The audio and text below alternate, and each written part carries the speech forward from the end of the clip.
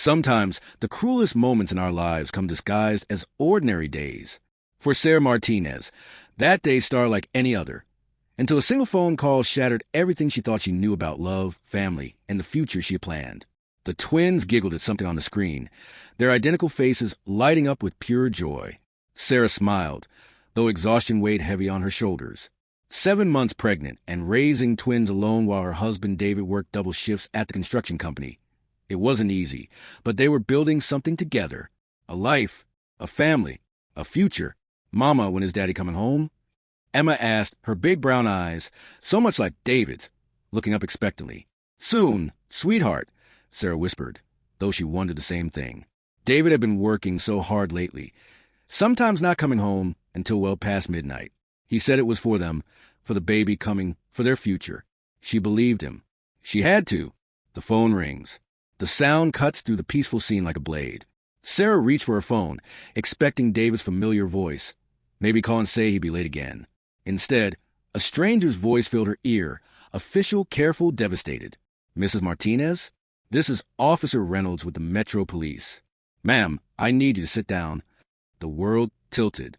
Sarah's hand instinctively moved to her belly as ice flooded her veins.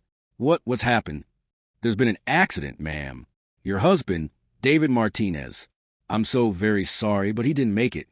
In that moment, Sarah's world didn't just change. It ended. The phone slipped from her trembling fingers, clattering to the floor as a sound escaped her lips that she didn't recognize as her own voice. It was the sound of a heart breaking in real time. Emma and Lily looked up at their mother, confusion replacing the joy on their little faces. "Mama? What's wrong, Mama?" How you tell 2 4-year-olds that their daddy, their hero who gave them piggyback rides and read them bedtime stories, was never coming home again? How do you explain that the baby growing inside, you would never feel their father's hands on your belly, never hear his voice singing lullabies? Sarah collapses to her knees, the twins rushing to her side. The days that follow blur together, like watercolors in the rain. The funeral arrangements, the endless stream of casseroles from neighbors, the hollow condolences that meant well, but felt like echoes in a canyon. Sarah moved through it all like a ghost, her hands constantly moving to her belly where David's child grew, the only piece of him she had left. But if Sarah thought her grief was the worst thing she'd have to endure, she was about to learn that some betrayals cut deeper than death itself. Because David's family, people she had known for 6 years, people she had shared holidays and birthdays with, were about to show her exactly how little she meant to them. Margaret Harrison approached Sarah after the service, her face a mask of cold composure. "Sarah, dear, we need to discuss some practical matters. The will reading is tomorrow at 2 o'clock. The family attorney will handle everything." Sarah nodded numbly. She hadn't even thought about wills or inheritance.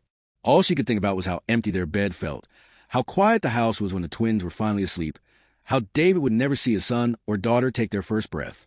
"Of course," she whispered. "Whatever needs to be done." Margaret's smile was thin as winter ice. "Good. We'll see you there." That night, Sarah sits alone in her bedroom, holding one of David's shirts, breathing in his fading scent. That night, as Sarah held David's favorite flannel shirt against her face, she allowed herself to hope, just for a moment, that maybe, somehow, David had left something behind to help her raise their children.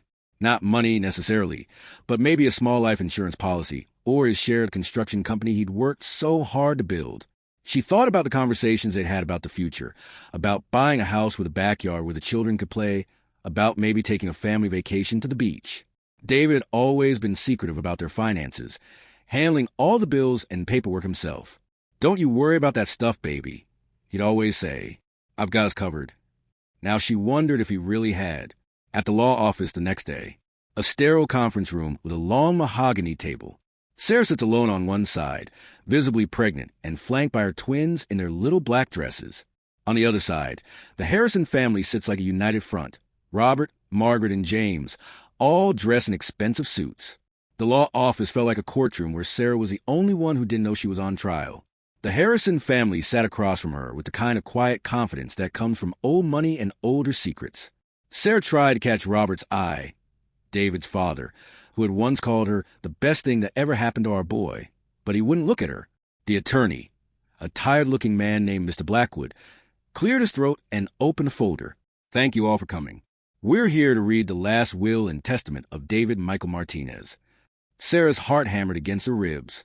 The baby kicked, as if sensing her anxiety.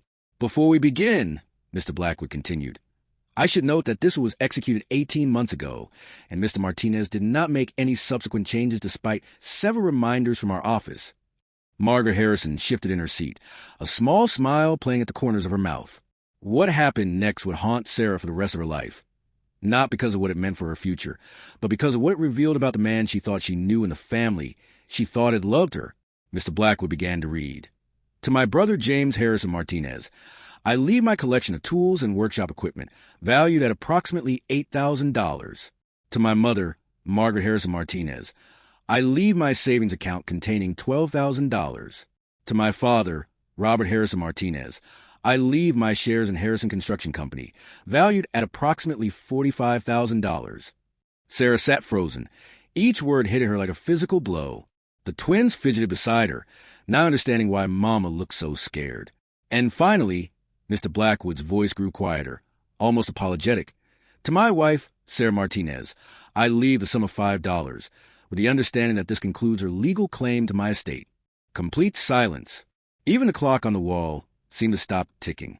$5. $5. Sarah stared at the attorney, certain she had misheard. "I'm sorry, could you repeat that last part?" Mr. Blackwood's face was pained. "Mrs. Martinez, your husband left you $5, and these papers terminate any further claim you might have to his assets." Margaret Harrison's smile was no longer hidden. If you've ever felt your heart physically break, you know it doesn't make a sound. It doesn't shatter like glass or snap like a twig. It crumbles silently, like old paper turning to dust. That's what happened to Sarah in that moment.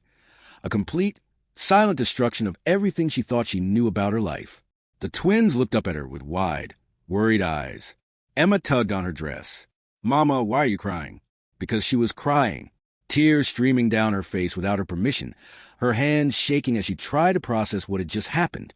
Her husband, the man who had promised to love and protect her, who had made her believe they were partners in building a life together, had left her with nothing, less than nothing. $5 and 3 children to raise alone.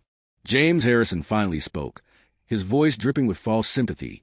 "Sarah, I know this must be difficult, but David made his wishes very clear. The family asset should stay with the family." "I am family," Sarah whispered, her voice barely audible. "These are his children." Margaret leaned forward, her eyes cold as winter stones. "Are they dear?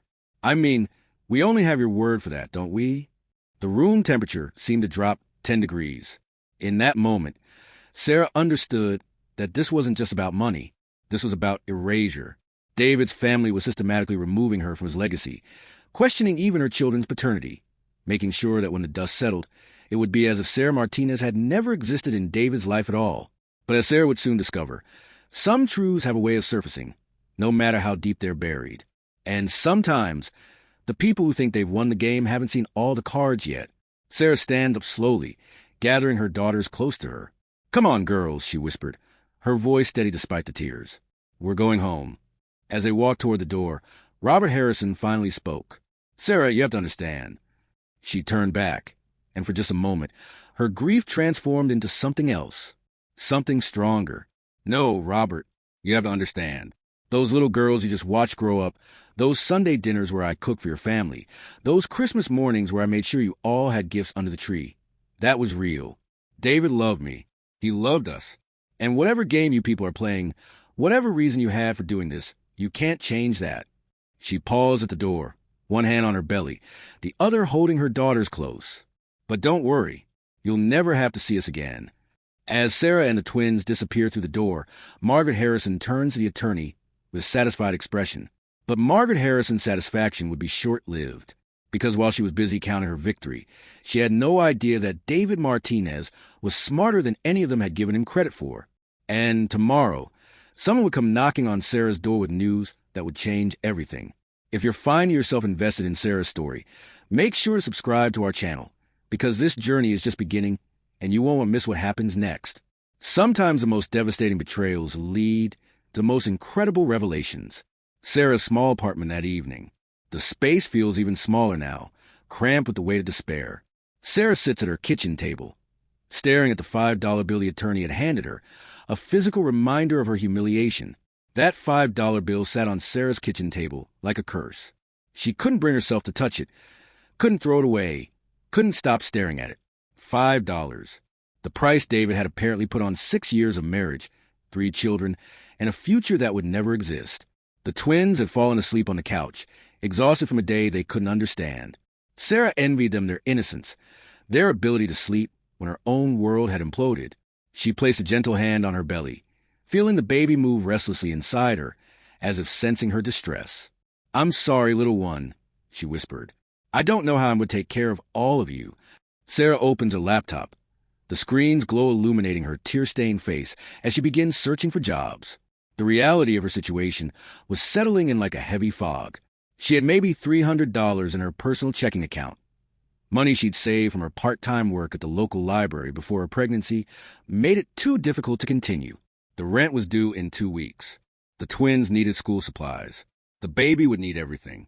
As she scrolled through job listings, each one seemed impossible. Full-time availability required. Heavy lifting involved. No childcare accommodations. How was she supposed to work full-time with newborn twins and a baby on the way? How was she supposed to afford childcare without a job? How was she supposed to... A sharp knock at the door interrupts her spiral of despair. Sarah's heart jumped. It was nearly 10 o'clock. Who would be coming by this late? For a wild moment, she let herself imagine it was David, that this had all been some horrible nightmare, that he was coming home like he always did after working late. She opened the door to find Margaret Harrison standing in the hallway, perfectly composed despite the late hour. Behind her stood James, his expression unreadable. "Margaret, what are you doing here?" David's mother smiled, but there was something predatory about it. "May we come in, dear? There are some things we need to discuss." Sarah should have said no. Every instinct she had was screaming at her to close that door, to protect her children from whatever poison these people were bringing to her home. But grief and shock had left her vulnerable, and she found herself stepping aside. Margaret walked into the small living room with the kind of careful disdain rich people reserve for spaces they consider beneath them. Her eyes swept over the modest furniture, the children's toys scattered on the floor, the obvious signs of a family living paycheck to paycheck. "Cozy," Margaret said, and somehow made it sound like an insult. James remained by the door like a guard. "Sarah, we came here to make you an offer." "An offer?" Sarah sank into the chair across from Margaret, suddenly exhausted.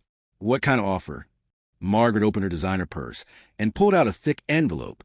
"We've been talking as a family, and we realize that David's one might have seemed harsh. We want to help you get back on your feet."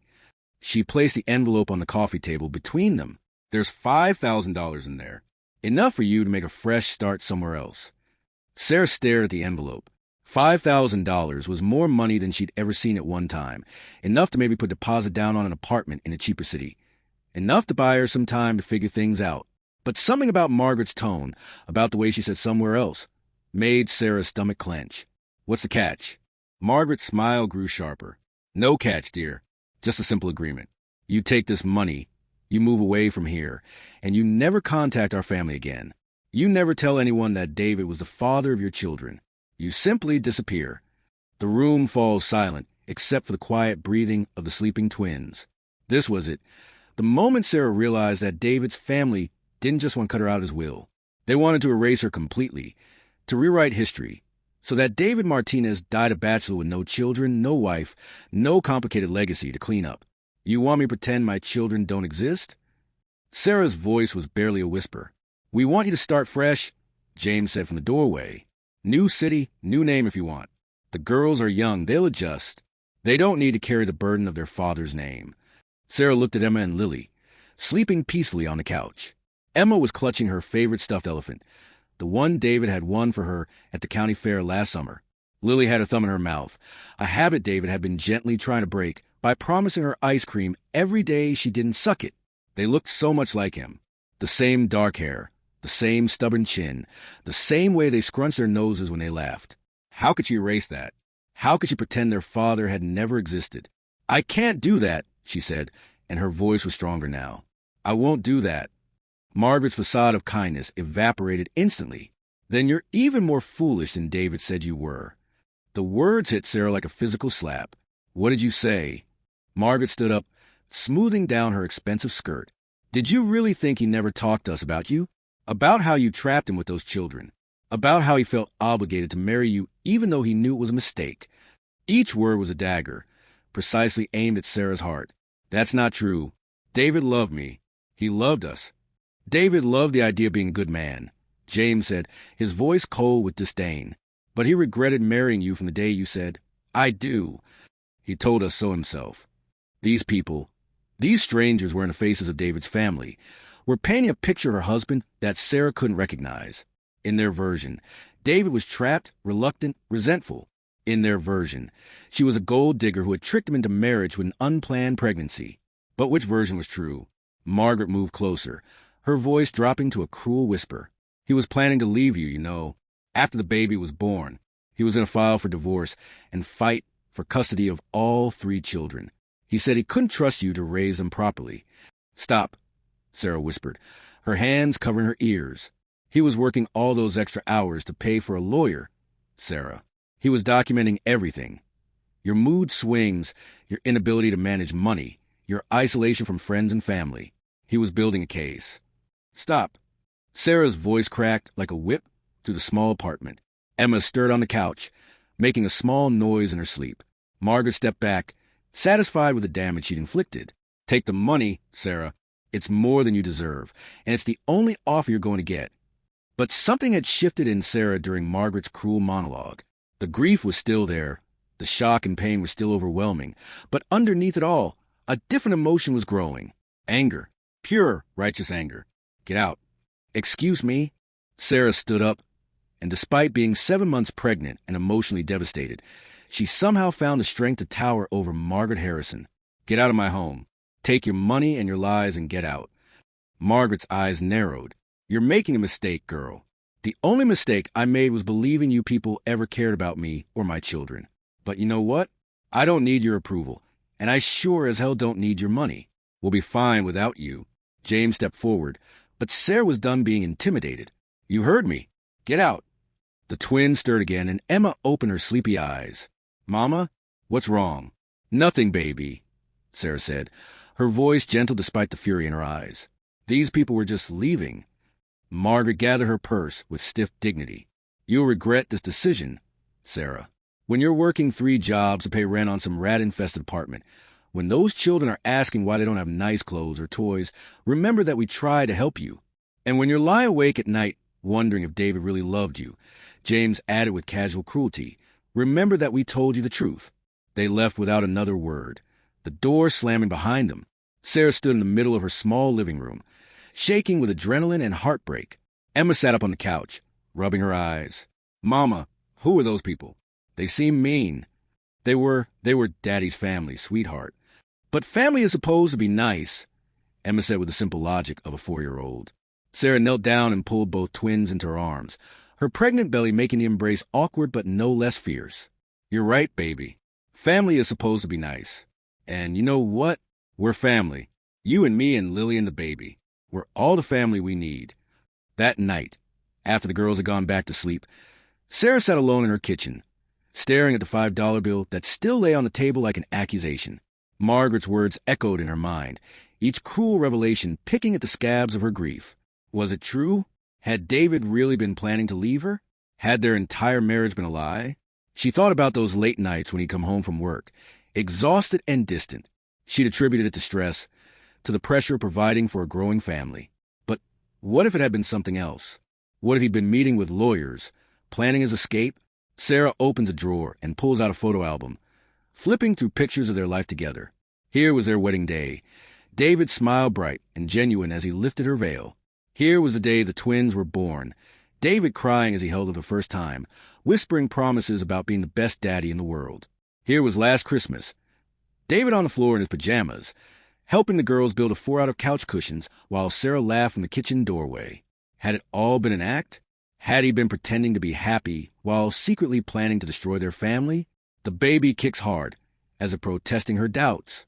Sarah placed her hand on her belly, feeling her unborn child move restlessly inside her. This baby would never know its father, would never feel David's hands or hear his voice.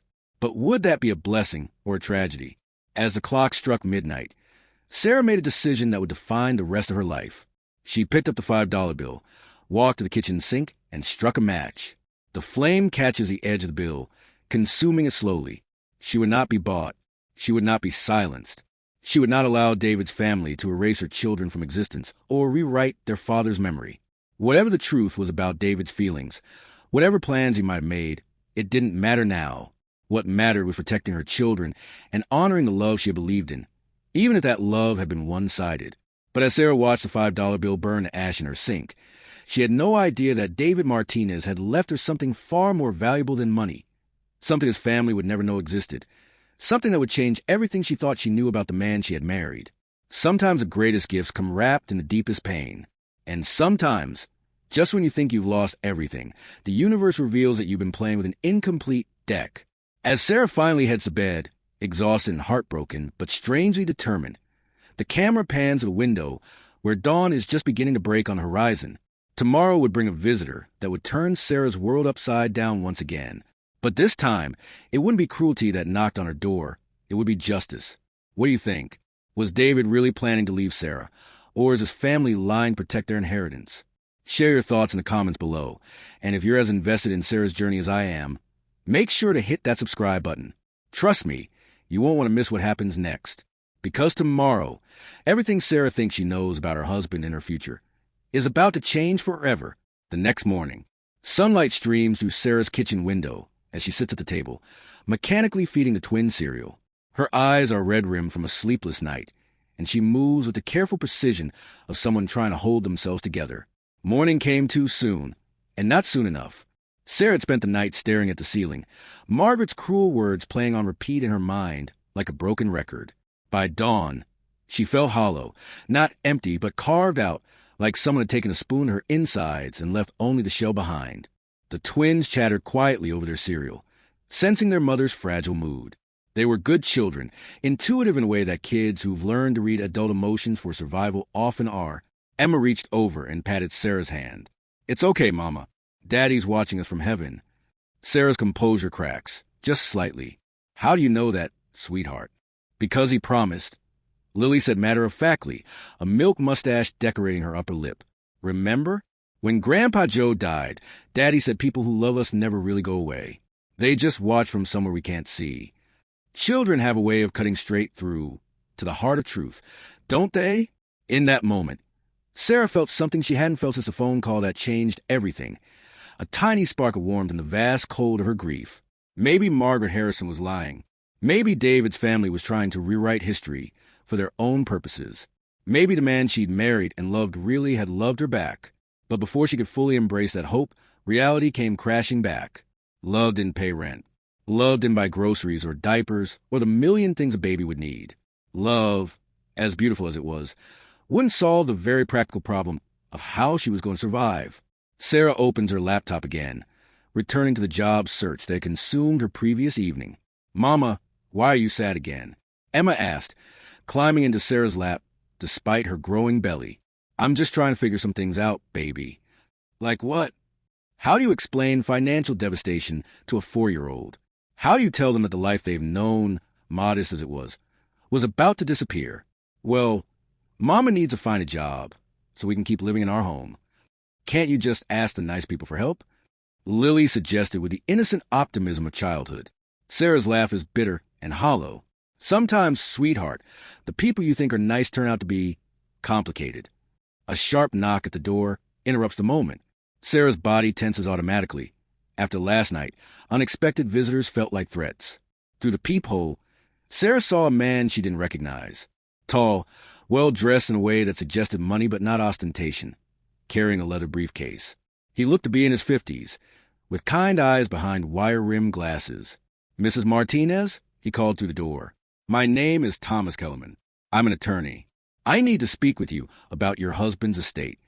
Sarah's heart sank. Had Margaret Harrison sent another lawyer to pressure her? To force her to sign away her children's rights to their father's name? "I already spoke to Mr. Blackwood yesterday," she called back. "I don't need to sign anything else." "Mrs. Martinez, I think there's been a misunderstanding. I wasn't David's family attorney. I was David's personal attorney. And there are some things about his estate that you need to know immediately." Something in his tone, urgent but gentle, made Sarah pause. Sometimes the most important moments in our lives are disguised as ordinary ones. Sometimes a knock at the door that changes everything sounds exactly like every other knock. Thomas Kellerman looked like any other lawyer, spoke like any other professional, but he was carrying information that would shatter everything Sarah thought she knew about her life. Sarah opened the door slowly, keeping the chain latch engaged. "Can you show me some identification?" He held up his bar association card and business license through the crack. "Mrs. Martinez, what I have to tell you is extremely sensitive. May I come in? I promise you, I'm here to help, not to cause more pain." Something about his manner, professional but genuinely compassionate, convinced her. She unlatched the chain and stepped aside. Thomas Kellerman entered her small apartment with the same careful respect David used to show when visiting her grandmother, aware that he was in someone else's sacred space, regardless of how humble it might be. "Girls, why don't you go play in your room for a few minutes while Mama talks to this nice man?" "But Mama," Emma started to protest. "I'll call you when we're done, I promise." The twins reluctantly gathered their toys and headed to their bedroom, glancing back with curious eyes. Thomas waited until he heard the bedroom door close before speaking. "Mrs. Martinez, I need to ask you something, and I need you to answer honestly. Did your husband ever mention a safety deposit box to you, or a second will?" Sarah stared at him, confusion clouding her already overwhelmed mind. "No, What are you talking about?" "Mr. Blackwood read David's will yesterday. He left me $5 and terminated my claim to his estate." Thomas's face hardened. "That bastard Blackwood was in on it. And on what?" Thomas sets his briefcase on the coffee table and opens it with careful precision. "Mrs. Martinez, my name is Thomas Kellerman, and I've been your husband's attorney for the past 3 years. Not for his family's business, for his personal affairs. And what I'm about to tell you is going to change everything you think you know about David's final wishes." The room seemed to hold its breath as Thomas pulled out a manila folder thick with documents. Sarah's hands were trembling as she sat down across from him, her mind racing with possibilities she was afraid to hope for. 3 years ago, David came to me with a very specific request. He said he loved his family, but he didn't trust them. He was concerned that if something happened to him, they would try to cut you and the children out of his estate entirely. Sarah's heart began to pound. But the will that Blackwood read yesterday was real, but it was also incomplete. David created what's called a pour-over will, a basic document that handles smaller assets while the bulk of his estate was placed in a revocable trust, a trust that his family knew nothing about. Thomas slides the document across the table. "Mrs. Martinez, your husband didn't leave you $5. He left you everything he owned that mattered, and what he owned was considerably more than his family ever knew." Sarah stared at the document, the words swimming in front of her eyes. Trust, beneficiary, assets. The legal language was like a foreign language, but even she could understand the dollar amounts. This can't be right. This says... She looked up at Thomas, her eyes wide with disbelief. "This says $1.4 million. That's correct. But how? David worked construction. We lived paycheck to paycheck. We drove a 15-year-old Honda. How could he have?" Thomas smiled for the first time since entering her apartment. "Your husband was a very smart man, Mrs. Martinez, and he was also much more successful than he ever let on. Have you ever had a moment where reality shifted so completely that you felt like you were falling, even though you were sitting still? That's what was happening to Sarah. Not just the shock of the money, but the realization that David had been living a double life, keeping secrets that were apparently meant to protect her. "I don't understand," she whispered. Thomas pulled out another set of documents. 5 years ago, David invested in a small tech startup. A friend from high school had developed some kind of software for construction management. David used money he'd saved from side jobs, about $15,000. Last year, that company was bought by a major corporation for $30 million. Sarah's hand moved instinctively to her belly. $30 million? David's share was 4.7%. After taxes and legal fees, it came to just over $1 million. But David was terrified that if his family knew about the windfall, they would pressure him to invest it in their construction company. Or worse, that they would somehow find a way to claim it belonged to the family business. Sarah tries to process this information, but it feels surreal, like a dream. So he created the trust and put all of it, plus his life insurance policy and his actual savings, beyond their reach. He wanted to make sure that no matter what happened, you and the children would be taken care of. Tears were streaming down Sarah's face now, but for the first time in days, they weren't tears of despair. He really did love us. Mrs. Martinez, your husband talked about you and those girls every time I saw him. He was planning to tell you about the money after this baby was born. He wanted to surprise you with a house. He'd already put a down payment on a place with a big backyard. He was going to quit construction and maybe start his own business, something that would let him spend more time with his family. This was the David that Sarah remembered, the man who talked about their future together, who worked extra hours not because he was trying to escape, but because he was building something beautiful for them. Margaret Harrison's poison was being washed away by the truth, and Sarah felt like she could breathe again for the first time since the accident. But why didn't Blackwood mention any of this yesterday? Thomas's expression grew dark. Because Blackwood has been a Harrison family attorney for 20 years, and he's been paid very well to make sure certain information didn't come to light. David suspected his family might try something like this, which is why he came to me instead of using their family lawyer. You mean they knew? They knew about the money, and they deliberately. They didn't know about the trust, but they suspected David had assets they couldn't account for. Why do you think they offered you money to disappear last night? Sarah stares at him in shock. How did you?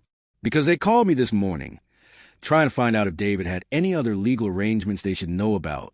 When I told them I'd never heard of them, Margaret Harrison made some very interesting comments about how they'd handled the widow situation and how I should mind my own business. Sarah felt a surge of anger, so pure and hot that it startled her. They tried to steal my children's inheritance. Yes, they did. And if you hadn't refused their offer, if you'd taken their money and signed their papers, they might have gotten away with it. Can you imagine the mixture of emotions Sarah was feeling? Relief, vindication, fury, hope, all swirling together in a storm of feeling that left her breathless. But more than anything, she felt David's love reaching across death itself to protect her, to make sure his promises were kept even when he couldn't be there to keep them himself. The bedroom door opened, and Emma peeked out. "Mama, are you okay? You're crying again." Sarah wiped her eyes and smiled, the first real smile she'd managed in days. "I'm okay, sweetheart. Actually, I'm better than okay. Come here." Both girls run to their mother, and she pulls them close. "Girls, do you remember how Daddy always said he was going to buy us a house with a big backyard?" "Yes," Lily exclaimed, "with a swing set. And a garden where we could grow flowers," Emma added. Sarah looked at Thomas, who was smiling as he watched the family reunion. Well, it turns out Daddy found a way to keep that promise. For our viewers who have been on this emotional journey with Sarah, take a moment to subscribe to our channel if you haven't already. Stories like this remind us that love finds a way, that sometimes the greatest gifts come from the darkest moments, and that the truth has a power all its own. But Sarah's story isn't over yet, because while she now knows that David loved her, that he provided for her, that he protected her even beyond the grave, she still has to deal with a family that tried to steal her children's future. And something tells me that Margaret Harrison isn't going to take this revelation lying down. Later that afternoon, Sarah's apartment has been transformed by hope. The twins are playing happily while Sarah sits at the kitchen table with Thomas, surrounded by documents and plans. For the first time since David's death, the future looks bright. There's something magical about hope returning after it's been lost. It doesn't creep back gradually. It floods in all at once, washing away the debris of despair and making everything seem possible again. Sarah felt like she was seeing color for the first time after days of living in gray. Thomas had spent the morning explaining the details of David's financial arrangements. There was a trust, yes, but also a life insurance policy worth $200,000, a savings account David had been secretly building, and even college funds he'd started for each of the twins and the unborn baby. He thought of everything. Sarah marveled, running her fingers over the documents that proved her husband's love in black and white. David was meticulous, Thomas agreed, but he was also paranoid about his family finding out. He made me promise that if anything happened to him, I would wait exactly 24 hours after the official reading before contacting you. He wanted to see how they would treat you first. Sarah's expression darkened. So this was a test? In a way, yes. David hoped he was wrong about his family, but he wanted to be prepared if he wasn't. Based on what happened last night, I'd say his instincts were unfortunately accurate. The phone rings, interrupting their conversation. Sarah glances at the caller ID, and her face hardens. It's Margaret. Thomas leaned forward with interest. Answer it, but put it on speaker. I want to hear this. Sarah hesitated for a moment, then accepted the call. Hello, Margaret. Margaret Harrison's voice was clipped and cold. Sarah, we need to talk. There are some complications with David's estate that require immediate attention. What kind of complications? It's not something we can discuss over the phone. James and I are coming over. Actually, I'm busy right now. This isn't a request, Sarah. We'll be there in 10 minutes. The line went dead. Thomas was already packing up his documents. Perfect. This gives us exactly the opportunity we need. What do you mean? I mean it's time for David's family to learn that their little game is over. But Sarah, I need you to trust me on this. When they get here, don't mention the trust immediately. Let them make their play first. Sarah felt a flutter of anxiety. I don't understand. Because if they're coming here this aggressively, it means they're scared. They think you might know something, and they're coming to try to silence you permanently. I want to see exactly how far they're willing to go. Sometimes justice requires patience. Sometimes you have to let people reveal their true nature before you can hold them accountable for it. Thomas Kellerman had been practicing law for 30 years, and he recognized predators when he saw them. 10 minutes later, Margaret and James Harrison arrive, but this time they're not alone. They brought Mr. Blackwood, the family attorney. The moment Margaret walked through the door, Sarah could sense the difference in her demeanor. Yesterday, Margaret had been cruel but confident. Today, she seemed agitated, almost frantic. Sarah, we need to clear up some misunderstandings about yesterday's reading. What misunderstandings? James stepped forward, his voice taking on a threatening edge. We have reason to believe that David may have had some unofficial financial arrangements that weren't properly disclosed. If that's the case, withholding that information from the estate would be illegal. Thomas, who had been sitting quietly in the corner, finally spoke up. Excuse me, but who are you to be making legal threats? Margaret's eyes narrowed as she noticed him for the first time. And who are you? Thomas Kellerman. I'm Mrs. Martinez's attorney. The temperature in the room seemed to drop 10 degrees. Mr. Blackwood's face went pale, and Margaret's composure finally cracked. Sarah doesn't need an attorney, James said quickly. This is a family matter. Actually, Thomas said, standing up and straightening his tie, this is exactly the kind of matter that requires legal representation, especially when family members are attempting to defraud a widow and her children. Margaret's mask of civility finally fell away completely. How dare you? We are David's family. We have every right to ensure his estate is handled properly. You're absolutely right, Thomas agreed pleasantly, which is why I'm sure you'll be interested to know about David's revocable trust. The silence that followed was deafening. Mr. Blackwood looked like he was about to be sick, James seemed confused, and Margaret looked like a cornered animal. What trust? She asked, but her voice was barely a whisper. Thomas smiled. The trust that holds a bulk of David's actual estate. The one he created specifically to ensure that his wife and children would be provided for, regardless of what his family tried to do. He pulls out the trust documents and spreads them on the coffee table. You see, David knew exactly what kind of people you were. He told me that he loved his family, but he didn't trust them to do right by his wife and children.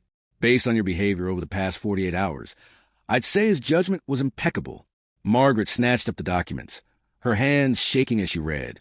James peered over her shoulder, his face growing redder with each line. This is impossible, Margaret whispered. David was broke.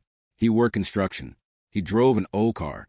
He was protecting his family from you, Sarah said, and her voice was stronger than it had been in days. He knew you'd try to take everything, so he made sure you couldn't.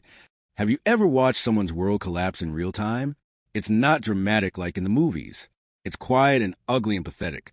Margaret Harrison was realizing that all of her cruelty, all of her schemes, all of her attempts to erase Sarah from David's legacy had been for nothing. The money she thought she was protecting was never hers to begin with. Mr. Blackwood finally found his voice. Margaret, I had no knowledge of this trust. David never mentioned. Of course he didn't mention it, Thomas interrupted, because he suspected you might not have his wife's best interests at heart, a suspicion that appears to have been correct, given that you participated in yesterday's charade. James was still staring at the documents in disbelief. $1.4 million. David had $1.4 million, and he never said anything. Why would he? Sarah asked, standing up and facing the family that had tried to destroy her. So you could pressure him to invest in your failing business? So you could convince him that his money was really your money? So you could find new ways to make him feel guilty for not supporting you financially? Margaret's face twisted with rage. You manipulative little.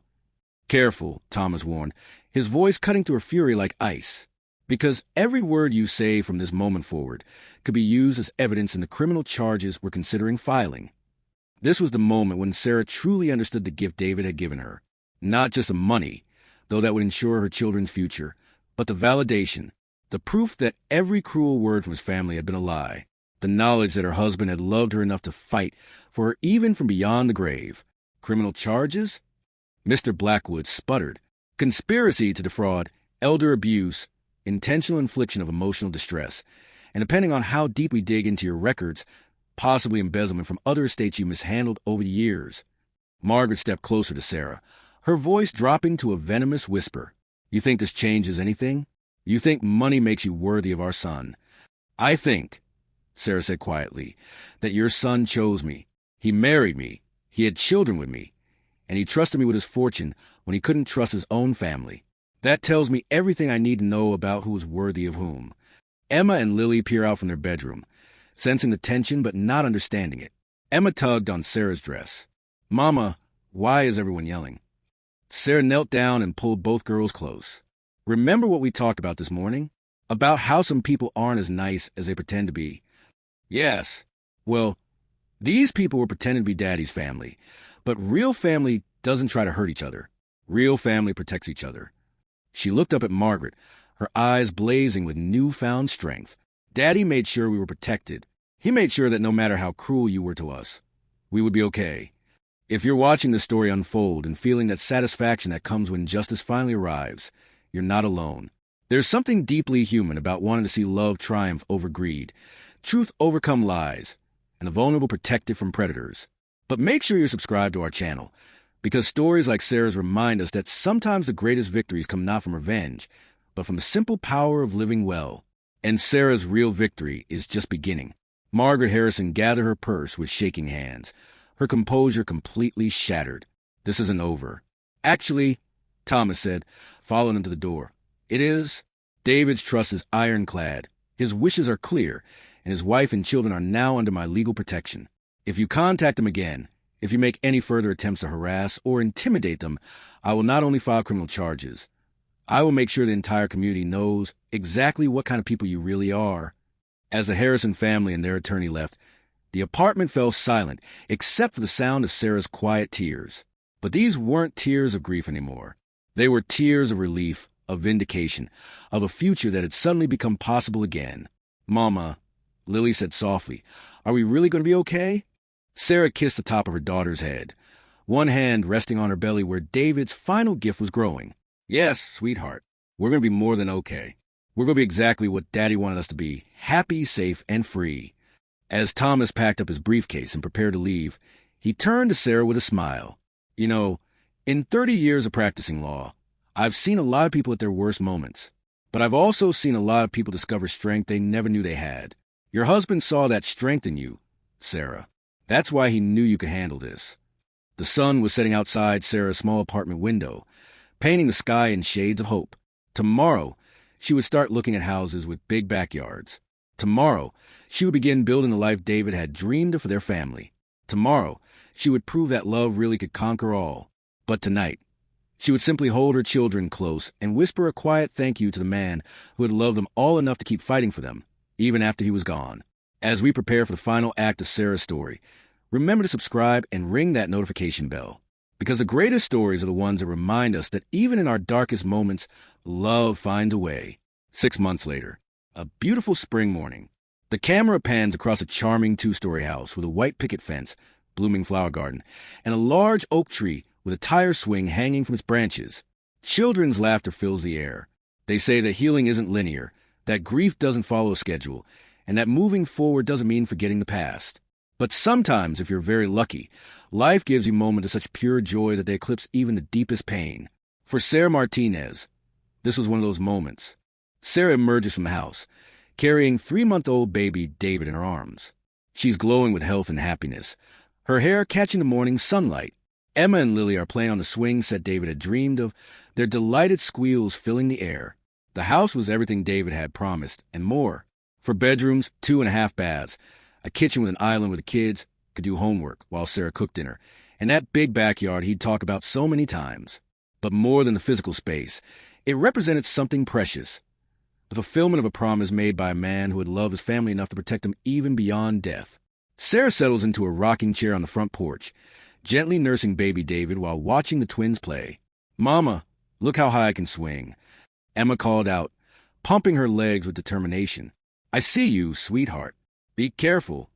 "I'm being careful, but I'm also being brave," Emma replied with the perfect logic of a 5-year-old. Brave.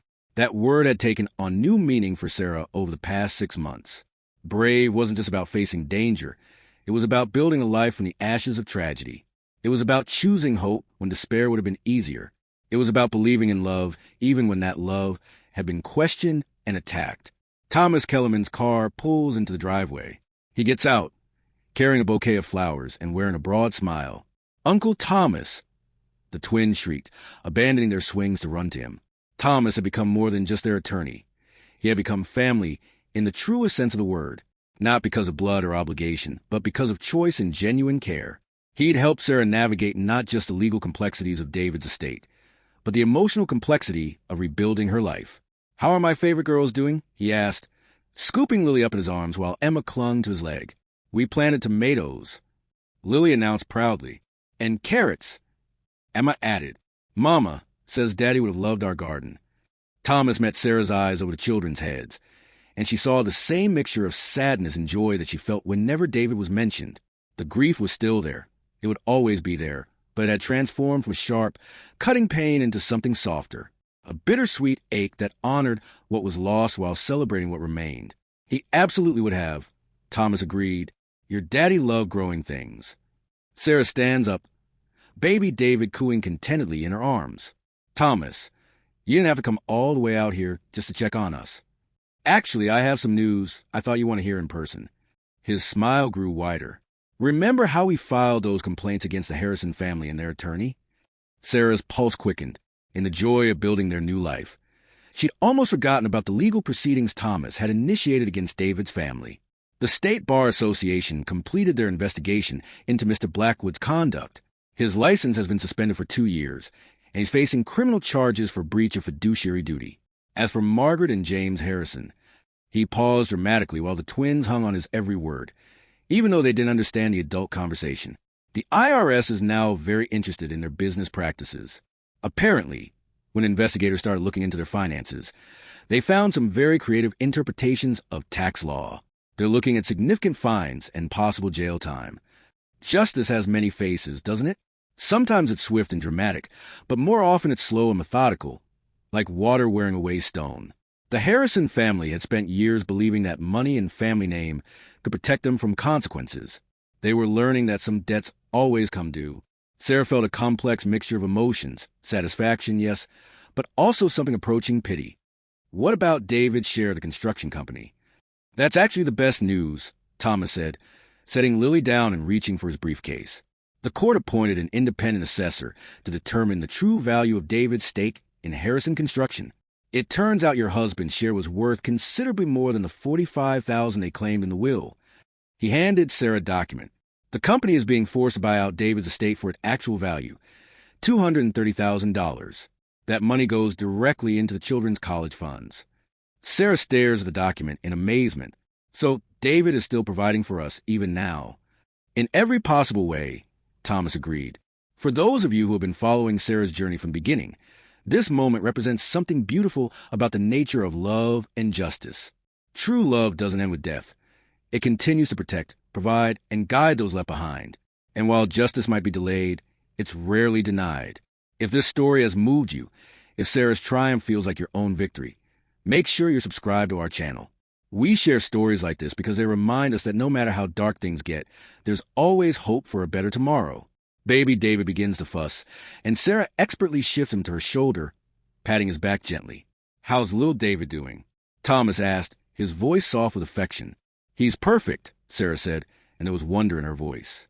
"He has his father's eyes and his father's stubborn streak. Last night, he decided 2 a.m. was a perfect time to be wide awake and charming." The baby turned his head at the sound of his name, fixing Thomas with a steady gaze that was remarkably alert for a 3-month-old. "He knows his daddy's watching over him," Emma said with a certainty that only children possess. "How do you know that?" sweetheart. Because sometimes when he's sleeping, he smiles at nothing. Mama says that means angels are talking to him. Children see things that adults miss, don't they? They understand truths that we complicate with logic and doubt. In Emma's simple faith, David was still present, still part of their daily lives, still loving them from wherever love goes when it leaves the physical world. A car pulls up across the street. Sarah tenses instinctively.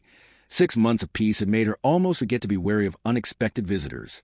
But it was just their neighbor, Mrs. Chun, returning from grocery shopping. She waved cheerfully, and Sarah waved back, feeling foolish for her moment of anxiety. "You know," Thomas said, noticing her reaction, "don't have a look over your shoulder anymore.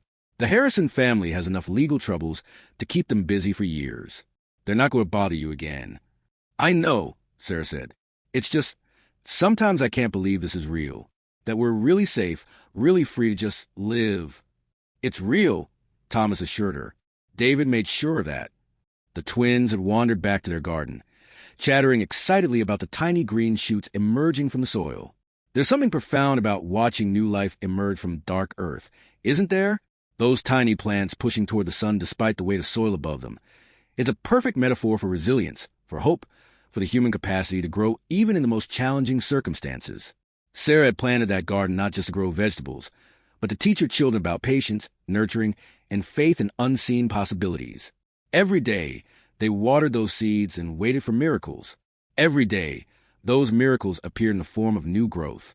"Mama," Lily called out, "the tomatoes are getting bigger." "I can see that. Soon we'll have enough for a whole salad. Can we have a picnic when they're ready?" Emma asked.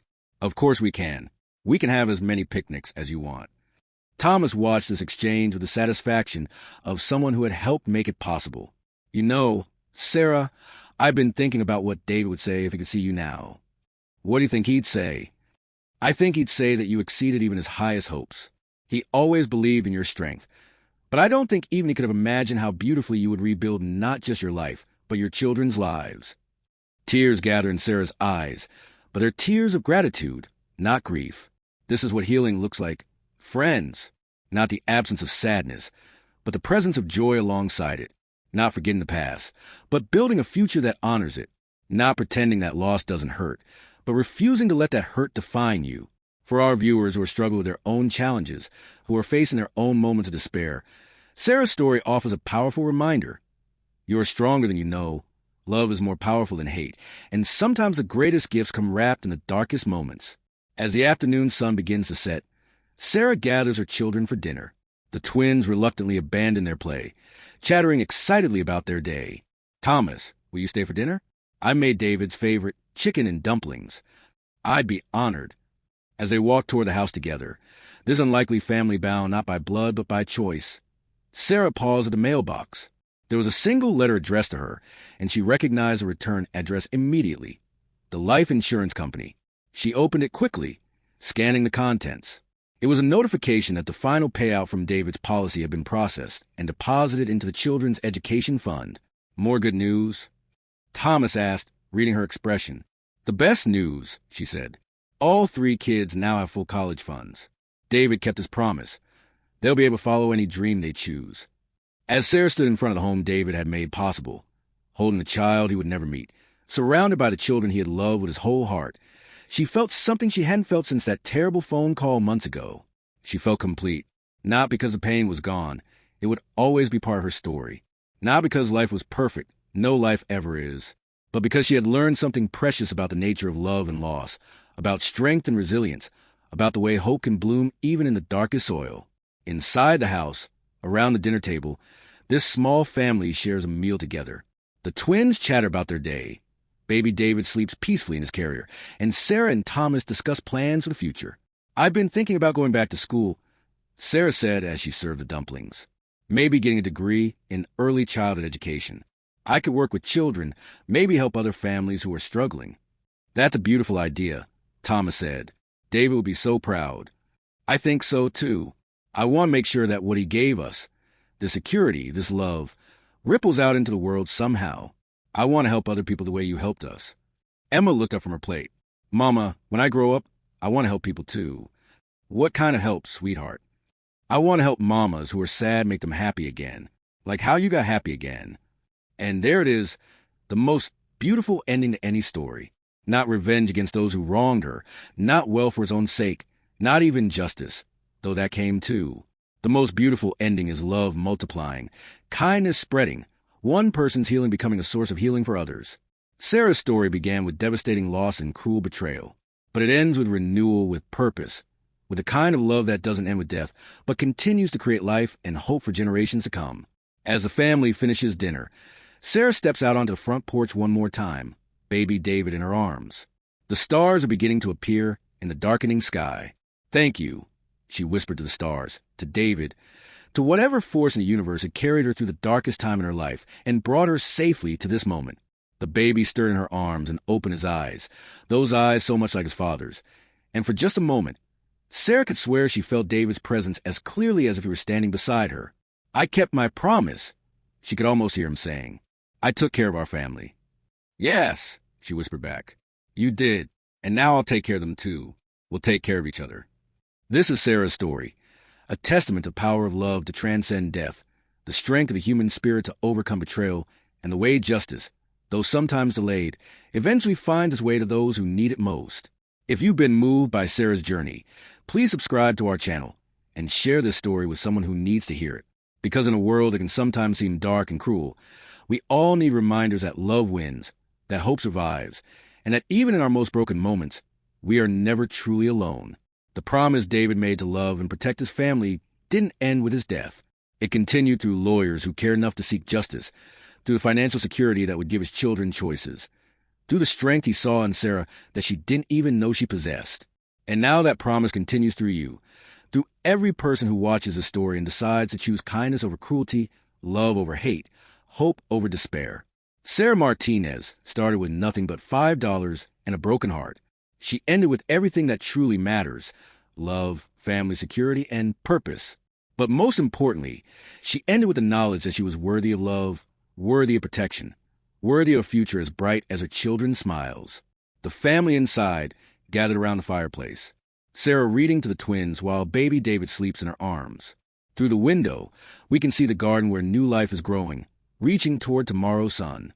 That's the real fortune David left behind, not the money, though that certainly helped, but the love that continues to grow and spread, creating ripples of hope that will touch lives for generations to come. Thank you for joining us on this incredible journey.